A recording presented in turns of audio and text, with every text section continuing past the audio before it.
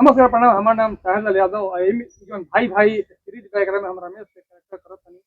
रउआ सब के बहुत बहुत धन्यवाद कि रउआ सब भाई भाई सीरीज जौन बा इतना प्यार दुलार से देखत तनी और अपन प्यार देतनी और इतना पारिवारिक वीडियो बा के साथे बैठ के देख भी सकिला। आजकल के जौन वीडियो आ रहल बा उ वीडियो से जौन कितना गंदगी फैला रहल बा आजकल के लोग वीडियो के माध्यम से, लेकिन वो बीच में ई भाई भाई सीरीज आके सिद्ध कर रहल बा कि बढ़िया चीज बना के भी हमनी के अच्छा कइल जा सकेला, अच्छा मैसेज समाज के दे सकेला।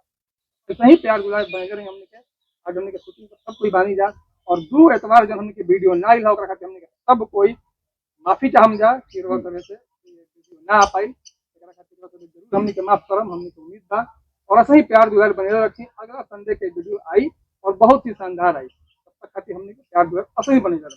हाँ भैया, सब्सक्राइब करो मत भूलो और घंटिया भी बजा दे। वैसे घंटिया बजाई तो हम ये सब वीडियो रुआ देख पाई। बड़ा आशीर्वाद मिल रहा बा भाई भाई सीरीज के। तो हमनी के सब कलाकार के ये आशा बढ़ुए कि आगहू ऐसा ही प्यार दुलार देत रही अपन सीरीज के एकदम ज्यादा से ज्यादा लोग के शेयर करी, लोग के भी पहुंचाई ताकि बढ़िया काम लोग भी पहुंचे और बढ़िया लोग के नजर में काम लोग रोज सबका आशीर्वाद मिला था, यही तरह से आशीर्वाद बनल रहे।